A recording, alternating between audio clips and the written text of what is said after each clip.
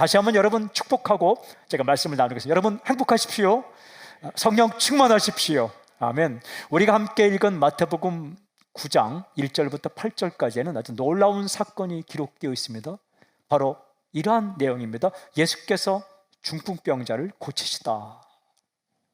이 이야기는요, 마태복음만 기록되지 않고 마가복음 2장 1절부터 12절까지에도 기록이 되어 있어요.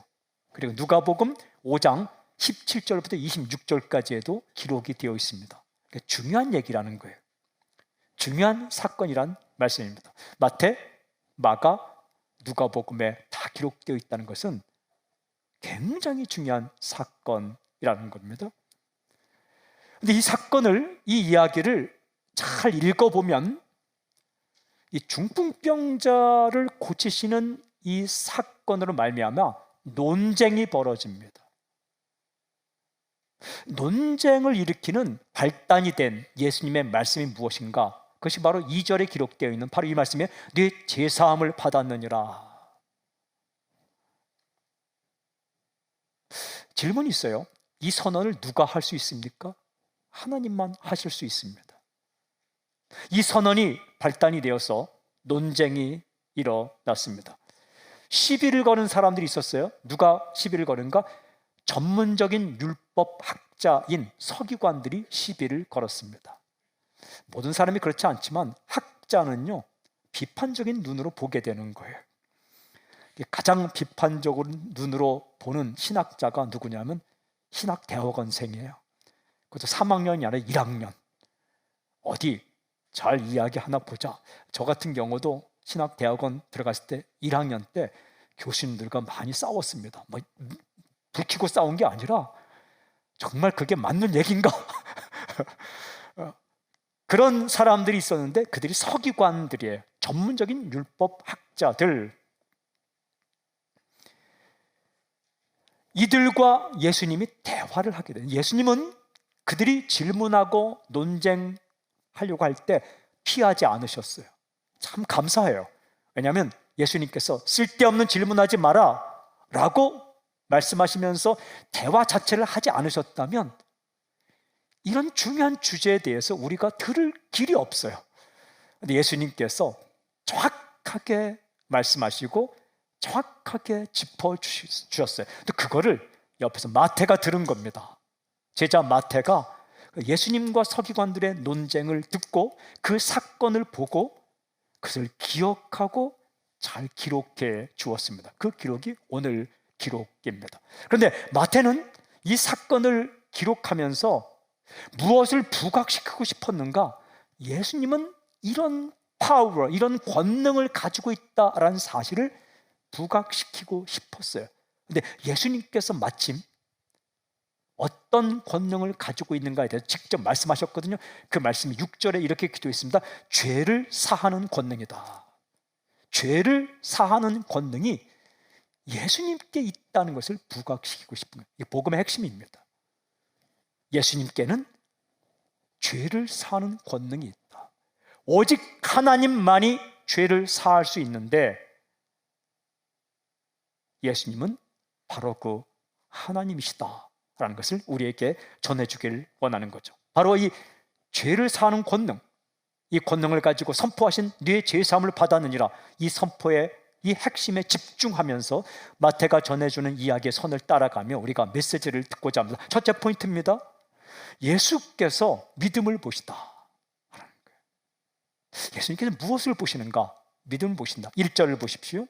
예수께서 배에 오르사 건너가 본 동료에 이르시니, 예수님께서 배를 타셨어요.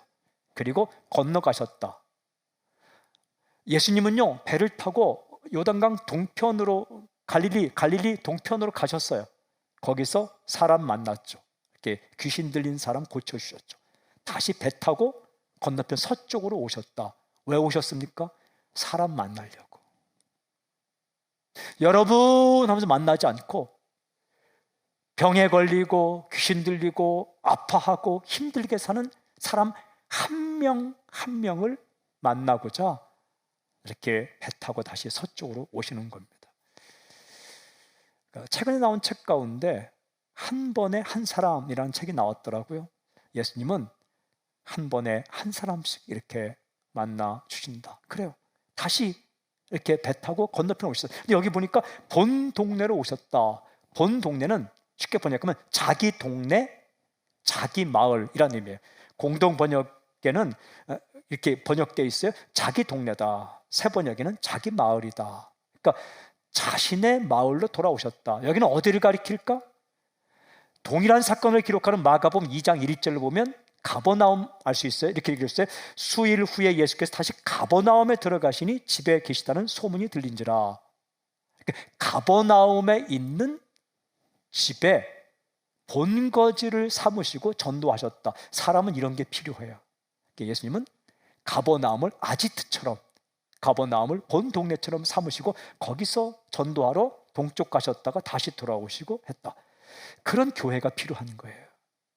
세상에 많은 교회가 예수님의 교회. 그런데 사람은 자기가 소속된 교회가 있는 게 필요한 거예요. 그래서 물론 신앙생활 이곳저곳 이렇게 예배드리지만 가족처럼 지낼 수 있는, 선교의 거점이 되는, 선교사님들에게는 그런 교회가 필요해요. 선교사님들은 파송교회가 그런 교회예요. 선교지에 가서 애쓰고 힘쓰다가 돌아왔을 때 밥도 좀 사주고, 그리고 쉴 수 있게 해주시고, 그리고 선교 이야기도 듣고 중보 기도하는 그런 본 파송교회가 필요한 거죠. 가정이 그런 곳이에요. 세상에 여러 곳에 다니며 살지만 돌아올 수 있는 그곳, 그런 마음의 고향. 예수님은 가버나움을 그렇게 삼으셨다. 거기로 돌아오셨어요. 사도 바울에도 그런 교회가 있었죠. 그 교회가 안디옥 교회예요. 파송받고 기도 후원받고 또한 사랑을 받는 그런 교회. 혹시 여러분 가운데 나는 교회 한 교회 등록하지 않아, 괜히 매여 그냥 정졌다가 상처받아, 그리고 자꾸 연락 오는 거 귀찮아, 그래서 그냥 여러 군데 한 주에 한 번씩 돌아다니고, 굉장히 아름다운 생각이지만 멋진 생각은 또 아니에요. 그러니까 한 군데 이렇게 정착하고 적을 두고 조금 이렇게 힘든 일이 있더라도 사랑받고 사랑하고, 그리고 나는 그럼 다른 곳엔 가지 않아, 절대 듣지 않아, 그것이 아니라 다 하나의 식구죠. 예수님께서 그렇게 선교 거점을 삼으시고 때로는 그곳에 쉬시기도 하고 가서 또한 공급을 받기도 하고 그렇게 사셨습니다. 근데 이 본 동네, 자기 마을, 자기 동네를 가셨는데 수없이 많은 사람들이 그 집에 찾아왔습니다. 가버나움은 기적도 이미 일으켰던 곳이고, 가버나움 사람들은 이미 예수님을 알고 있었을 것입니다. 낯선 분이 아닐 거예요. 이미 그곳에서 기적을 일으켰다는 기록이 있는 거죠. 그러니까 기적을 일으킨 분이고 말씀을 가르친 분이기 때문에 수없이 많은 사람들이 운집했습니다. 근데 수없이 많은 사람들 가운데 예수님께서 누구를 보시는가라는 거예요. 수없이 많이 모인 사람 가운데 예수님께서 누구에 집중했는가? 예수님은 믿음의 사람들에 집중합니다. 믿음의 사람들, 그 2절을 보십시오. 이렇게 돼 있어요. 침상에 누운 중풍병자를 사람들이 데리고 오거늘 예수께서 그들의 믿음을 보시고 중풍병자에게 이르시되 작은 자야 안심하라, 내 죄사함을 받았느니라. 아주 중요한 구절이 있어요. 바로 이 구절입니다. 예수께서 그들의 믿음을 보시고. 예수님께서 수없이 많은 사람들 가운데 누구를 보셨는가? 믿음의 사람들을 보셨다. 여러분, 예수님은 믿음을 가장 소중하게 여기세요. 근데 무엇이 믿음입니까? 믿음이란 팻말 쓰고 온 것도 아니에요. 명찰 돌고 온 거 아니에요. 믿음의 사람, 나준석이란 명찰 달고 온 것도 아니에요. 도대체 무엇을 보시고 믿음을 보셨는가? 그들의 행동을 보셨는데 어떤 행동이냐? 이렇게 기록되어 있습니다. 침상에 누운 중풍병자를 사람들이 데리고 오거늘. 중풍병, 해결하기 힘든 문제입니다.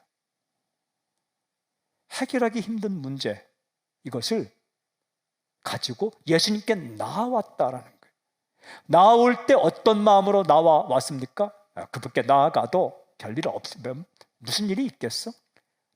뼈족한 수 있겠어? 라는 생각이 아니라 저분께 나아가면 내 문제가 해결되겠다. 저분이라면, 그분이라면, 예수님이라면 내 문제를 해결해 주실 거라는 신뢰를 가지고 그리고 생각만 하지 않고 예수님께 나왔다. 그러니까 예수님을 신뢰하고 예수님께 나오다. 이걸 믿음으로 보시는 거예요. 여러분, 믿음은 이해가 아니에요. 믿음은 인격에 대한 신뢰예요. 믿음이라는 것은 어떤 이론에 대한 이해가 아니에요. 믿음이란 어떤 인격체, person, 인격체에 대한 신뢰예요, 신뢰. 그래서 믿는다라는 이 말이 헬라어로는 피스티오 N은 뭐냐면 영어의 in이에요, in. 영어로 말하면 believe in이라고 됐어요. N, 어느 인격체 안으로 들어가서 그를 신뢰한다. 이게 믿음이에요. 어떤 something, 어떤 객관적인 무엇을 그냥 믿는 게 아니라 어떤 인격체 안에 in Jesus, 예수님 안에 들어가서 내가 그분을 신뢰한다. 저분이라면 내 인생의 문제를 해결할 수 있을 거야라는 신뢰를 가지고 그리고 우물쭈물하지 않고 그 예수님 앞으로 나왔다. 그들이 중풍병에 걸린 한 사람을 몇 명이 막 메고 들쳐내고 온 거예요. 이게 믿음의 행동이에요. 여러분, 믿음이 뭐냐? 그냥 내 모습 그대로, 병에 걸리면 병에 걸린 그대로, 없으면 없는 대로 주님 앞에 나오는 거예요. 이게 믿음이에요. 다 병 낫고 문제 해결하고 짠, 나를 보십시오, 나는 완전합니다. 그게 믿음이 아니라 아프면 아픈 대로, 어려우면 어려운 대로 그렇게 주님 앞에 나오는 것. 그게 믿음이에요. 이들의 행동이 어느 정도까지 했는가? 마가복음 읽어보니까 이렇게까지 행동합니다. 마가복음 2장 4절에 무리들 때문에 예수께 데려갈 수 없으므로 그 계신 곳에 지붕을 뜯어 구멍을 내고 중풍병자가 누운 상을 달아내리니, 사람들이 하도 많아서 주님께 가까이 갈 방법이 없는 거예요.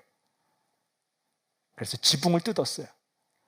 팔레스타인 지방의 집들은 이렇게 석가리 같은 걸 놓고 거기를 진흙과 풀을 이겨서 했기 때문에 뜯으면 지붕이 뜯어집니다. 벽도 뜯어져요. 도둑은 벽 뚫고 들어와요. 근데 이들은 지붕을 뜯었어요. 이렇게 흙과 풀로, 그리고 침상을 달아내렸다. 얼마나 놀랐을까요? 이게 뭐 막 말씀을 가르치고 사람 만나고 있는데 지붕이 막 뜯어지고 흙이 흘러내리더니 뭐 둥실둥실 내려오는데 거기 사람이 타고 있는 거예요. 저는 이것을 창조적인 방법이라고 명명하고 싶어요. 여러분, 믿으면 방법이 생기는 거예요. 사랑하면 방법이 생기는 거예요. 이게 예수님을 신뢰했기 때문에 방법이 생긴 거예요. 이게 믿음이에요. 포기하지 않고 방법을 찾아낸 거예요.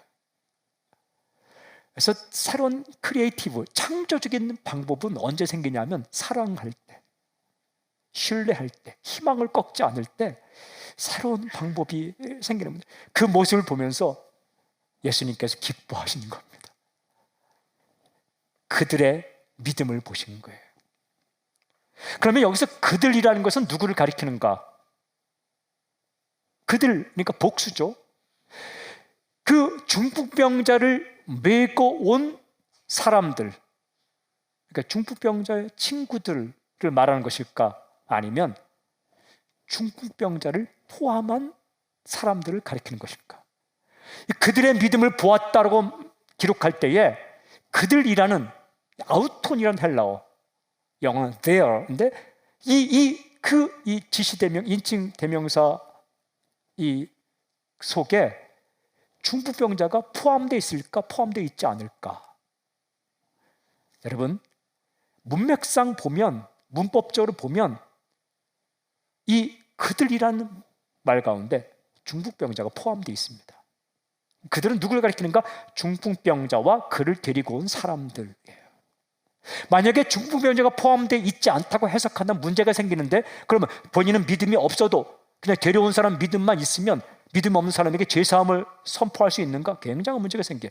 근데 원문을 잘 읽어보면 아주 분명한 것은 인칭 대명사가 가르치는 그들이라는 말은 앞에 있는 사람들을 가리키는데 수많은 사람들 다 가리키는 것이 아니라 중풍병자와 그를 메고 온 사람들을 가리키는 겁니다. 여러분, 우리 예수님께 나아갈까 할 때 중풍병자가 쓸데없는 소리 하지 마, 난 안 가라고 말하지 않았어요. 그래, 나 가고 싶어.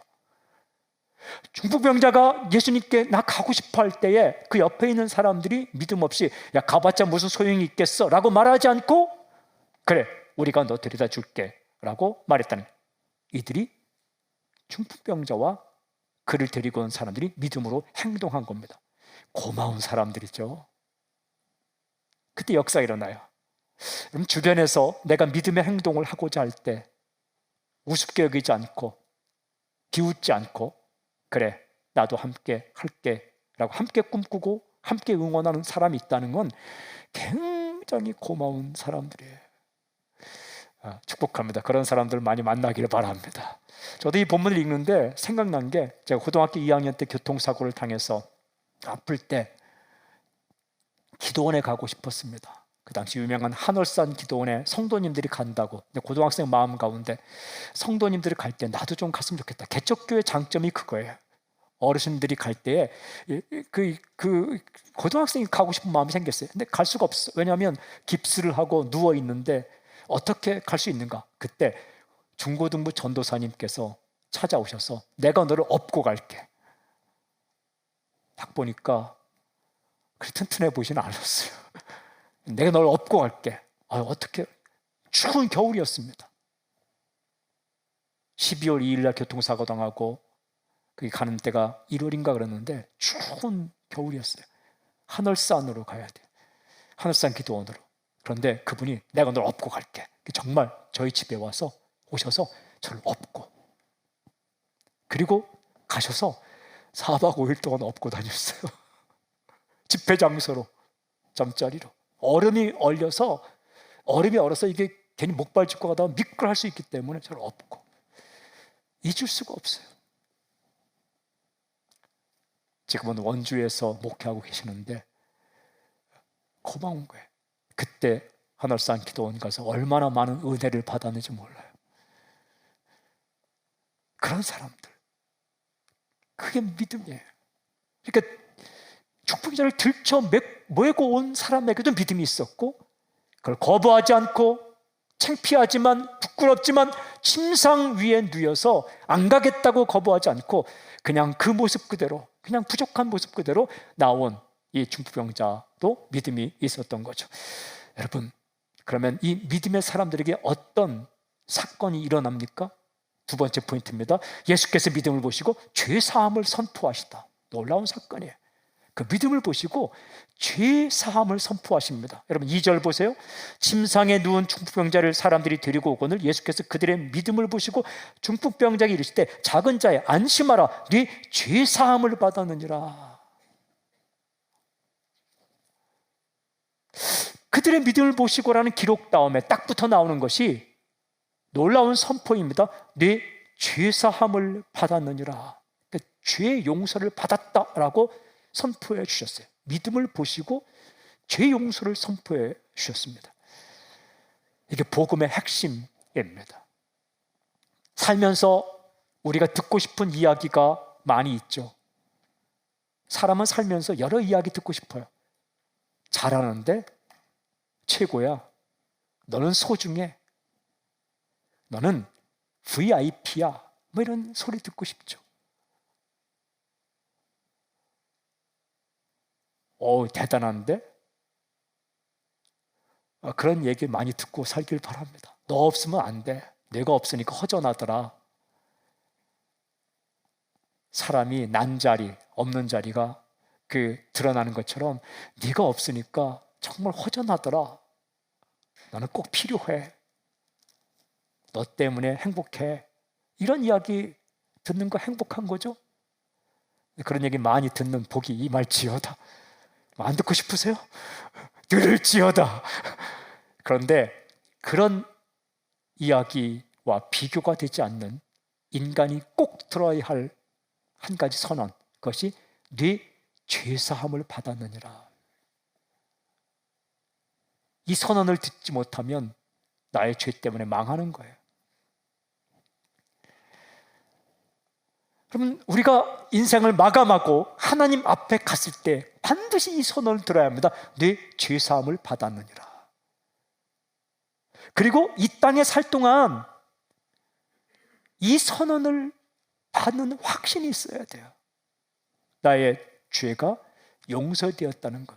사람이요, 내가 지은 죄에 대해서 양심이 고소합니다. 내 양심이 나의 죄에 대해서 계속 고소합니다. 남이 말하지 않아도 자기 양심이 고발합니다. 그리고 죄에 대해서 사탄이 고발합니다. 너 죄졌지. 귀신이 고발합니다. 너 죄졌지. 죄에 대해서 사람들이 고발합니다. 그러나 가장 중요한 것은 양심의 판단, 사람들의 판단, 사탄의 판단, 그것보다 중요한 것은 하나님의 판결문이에요. 마치 대법원 판결과 같은 거예요. 하나님은 내 죄에서 어떻게 판결할까? 여러분, 내 죄가 용서받았다는 판결문, 내 죄사함을 받았느니라, 이 판결을 매일매일 확인하고 확신하며 사는 것이 얼마나 중요한지 몰라요. 거기서 안심함이 오는 거예요.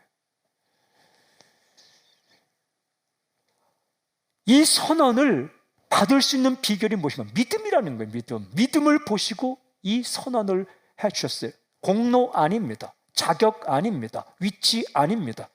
경력 아닙니다. 조건 아닙니다. 오직 믿음입니다. 믿음을 보시고 이 선언을 하셨습니다. 그렇다면 질문이 있어요. 예수님을 믿는 것이 죄를 용서받았다는 이 사건이 일어나는 그 이유가 무엇입니까? 왜 예수님 믿으면 죄 용서받는다라는 그렇게 말할 수 있는 이유가 무엇일까? 세 번째 포인트입니다. 죄를 사하는 권능이 예수께 있다. 그분께 있다. 예수님께서 하신 말씀, 내 죄사함을 받았느니라 라는 선포 때문에 논쟁이 일어났습니다. 이 논쟁은 예수님의 권능을 아주 극명하게 드러나는 계기가 되는 3절을 보십시오. 어떤 서기관들이 속으로 이르되 이 사람이 신성을 모독하도다. 서기관 전문적인 율법학자예요. 이들이 말합니다. 이렇게 속으로 말하는, 속으로 이 사람이 신성을 모독하도다. 신성 모독이라는, 모독한다는 것은 명예를 훼손하다, 그리고 모욕하다, 하나님 욕한 것 되는 거예요. 하나님 명예를 훼손했다. 왜 그렇습니까? 내 죄사함을 받았느니라 라는 말씀을 하실 때 왜 서기관들은 신성 모독이라 생각했는가? 그 이유가 마가복음 읽어보면 아주 정확하게 기록됐어요. 마가복음 2장 7절에 이 사람이 어찌 이렇게 말하는가? 신성 모독이로다. 오직 하나님 한 분 외에는 누가 능히 죄를 사하겠느냐? 죄를 용서하는 권한은 하나님밖에 없는데 왜 인간인 저 예수라는 사람이, 예수라는 저 인간이 죄 사함을 선포하는가? 이거 하나님 모독이다. 신성 모독은 사형입니다. 이때 그들이 겉으로 말하지 않았는데 속으로 하는 말을, 생각을 예수님이 아셨다. 마태는 예수님은 인간이 아니라 하나님이라는 것을 이렇게 드러내고 있는 거예요. 그들의 생각을 아셨다. 사람은 사람성 모르거든요. 내 마음 알지? 몰라요. 말 안 해도 다 알아. 몰라요. 어떻게 해야 알아요? 말해야 알아요. 여러분, 대화를 많이 하길 바랍니다. 아프면 아프다, 좋으면 좋다, 배고프면 배고프다, 말해야 알아요. 사람은 몰라요. 귀신도 몰라요. 뭐 귀신이 귀신같이 한다? 몰라요.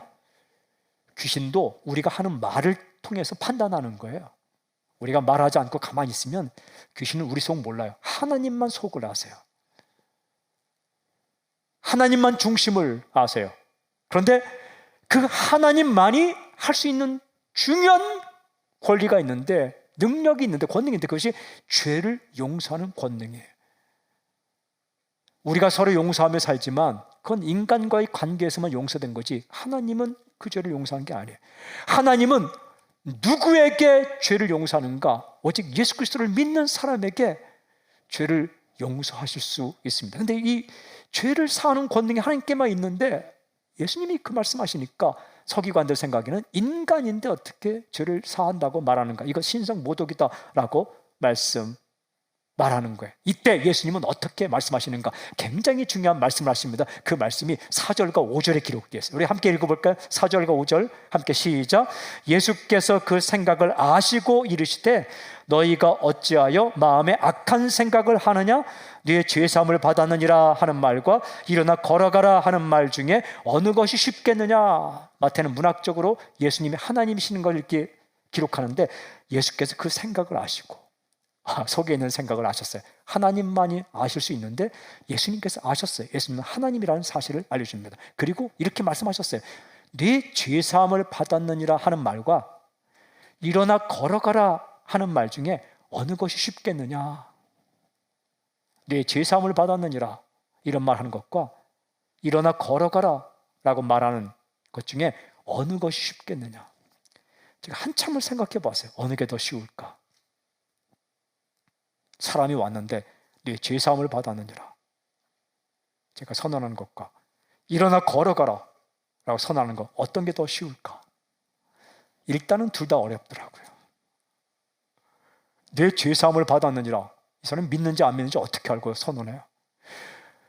그냥 믿는다 하면 믿는다고 제가 믿겠지만 진짜 그 사람이 믿는지 안 믿는지는 결론적으로 하나님만 아시잖아요.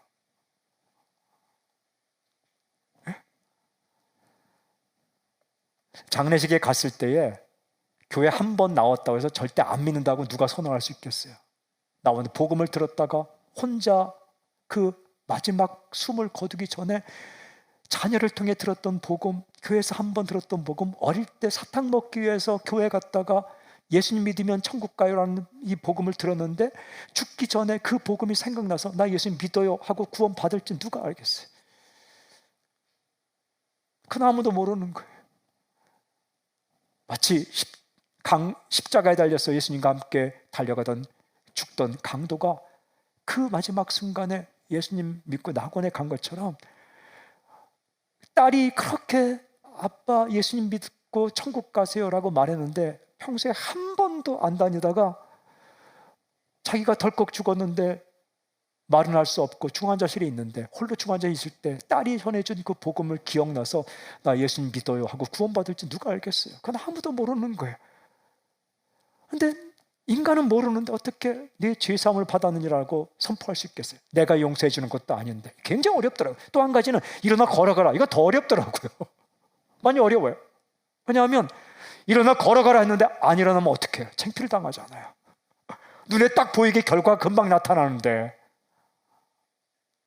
둘 다 어려워요. 그런데 제가 일부 예배 끝나고 나서 더 깊이 생각해 봤는데 진짜 어려운 건 뭘까? 예수님께서 이렇게 하신 말씀을 읽어보는데 그 다음 말씀을 읽어보니까 내 죄사함을 받았느니라는 말씀이 더 어렵다는 거예요. 왜? 이건 하나님만이 하실 수 있고 그렇게 선언하면 그 당시 사회적 배경 가운데 신성 모독죄로 돌에 맞아 죽기 때문에 그래요. 근데 이 질문에 서기관들은 대답을 안 해요. 아마 그들도 대답할 말이 없었던 거예요. 다 어렵거든요.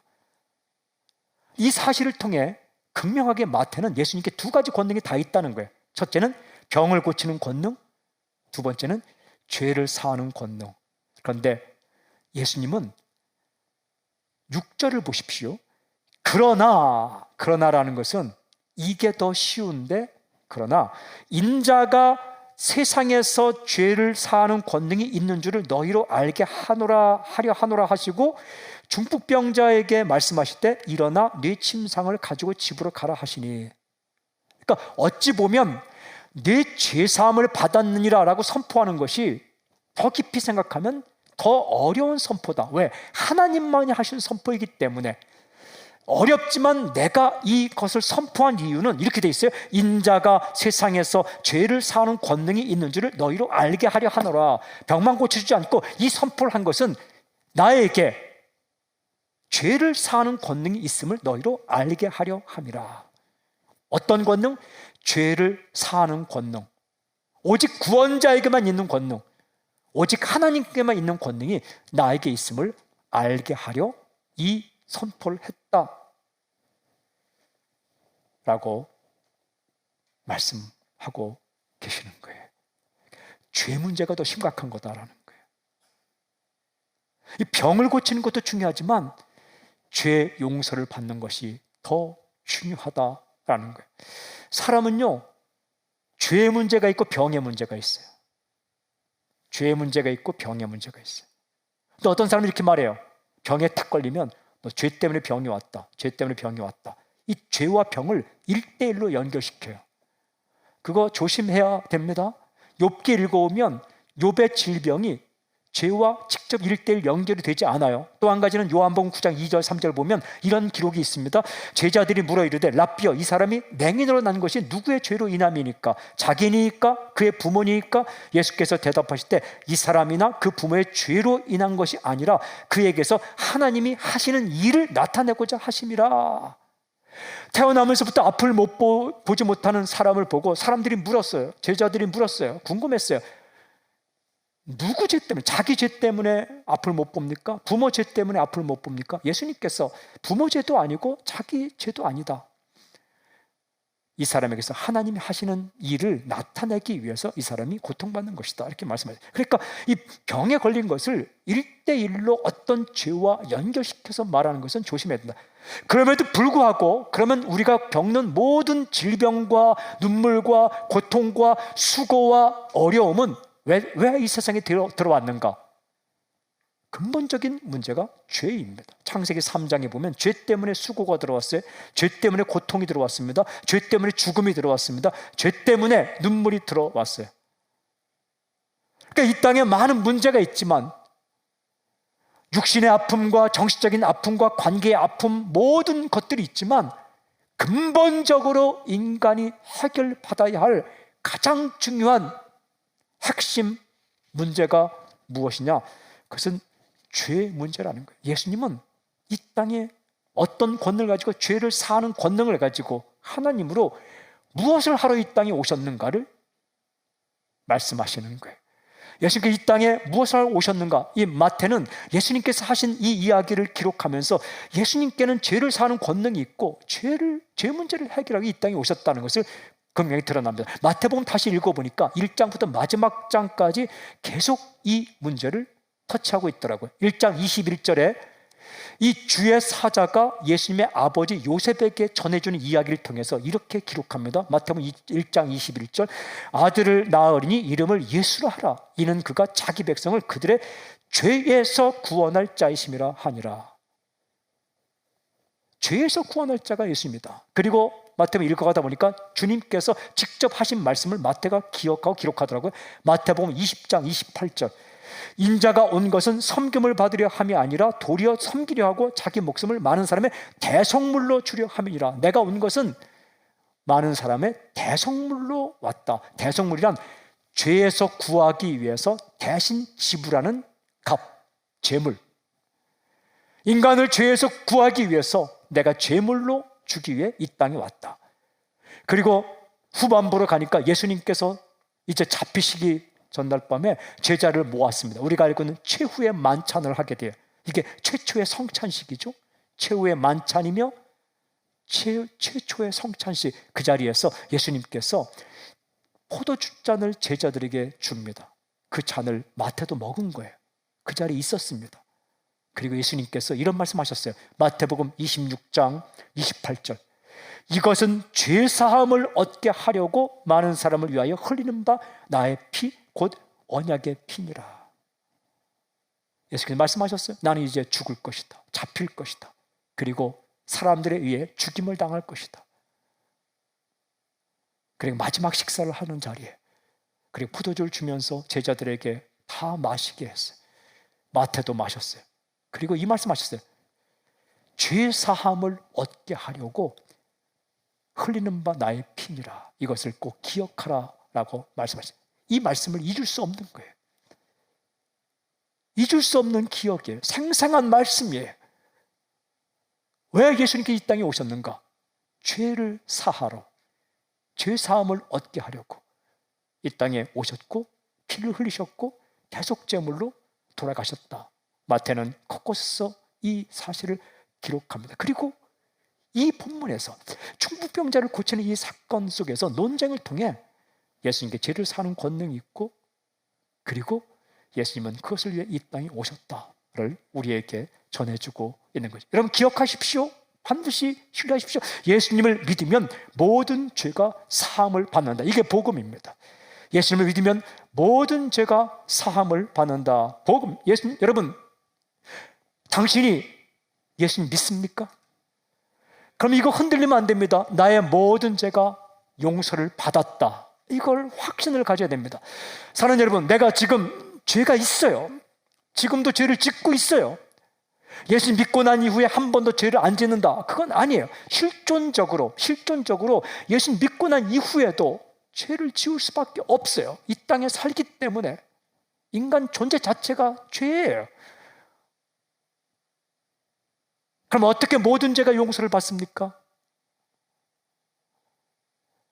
나의 죄가 나에게 이렇게 있어도 하나님 앞에 나를 가로막고 예수님께 서 계신 거예요.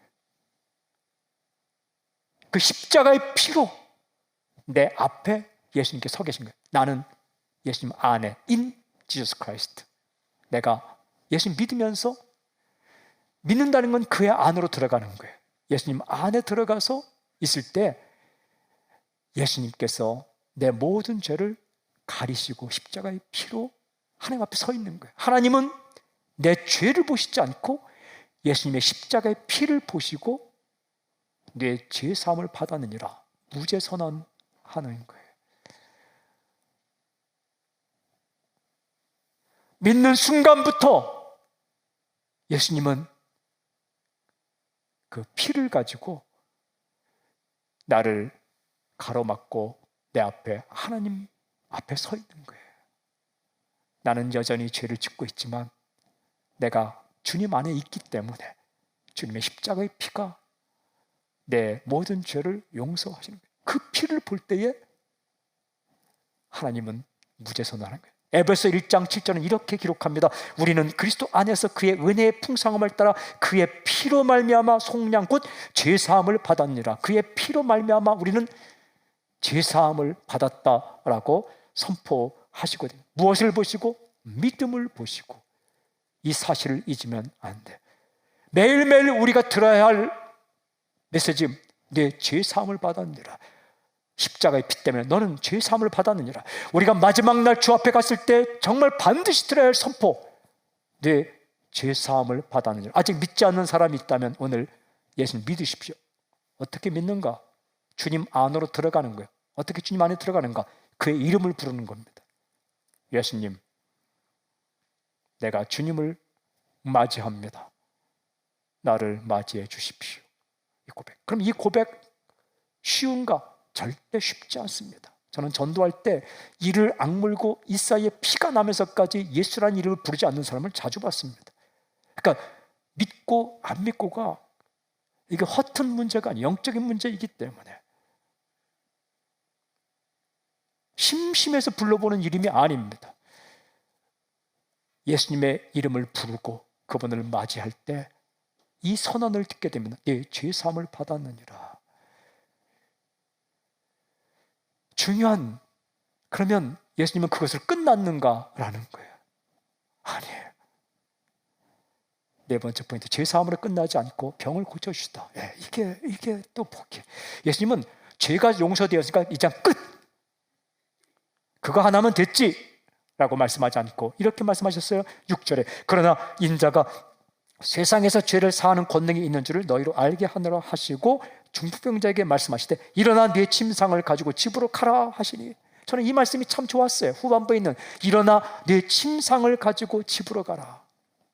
너 나 믿고 죄사함 받았으니까 이제 끝.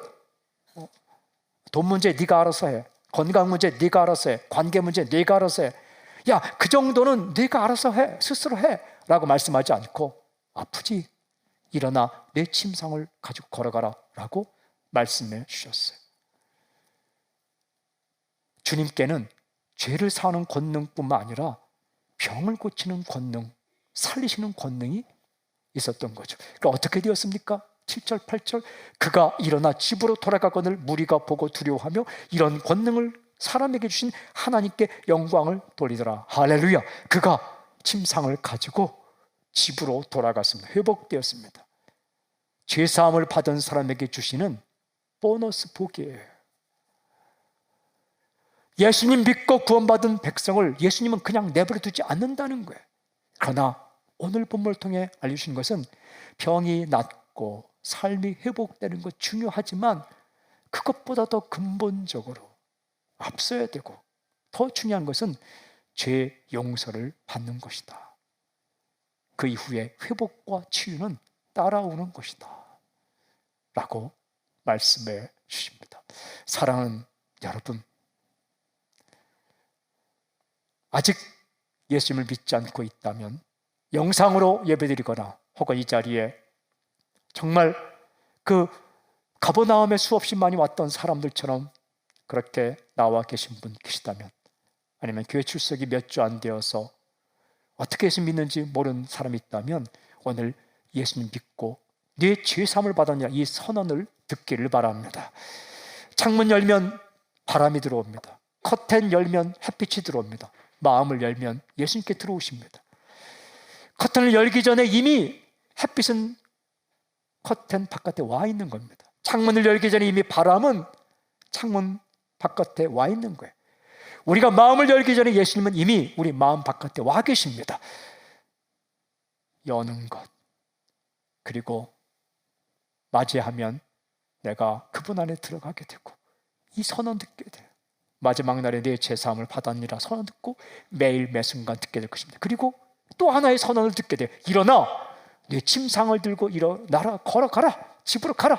우리가 힘들고 어려울 때 일어나라, 깨어졌을 때 일어나라 라고 말씀하시면서 우리 아픈 부분, 힘든 부분, 어려운 부분, 상처난 부분들을 치료해 주실 것입니다. 오직 주님밖에 없음을 고백합니다. 주님을 찬양합니다. 할렐루야. 오직 예수님밖에 없음을 고백합니다. 주님을 찬양합니다. 할렐루야.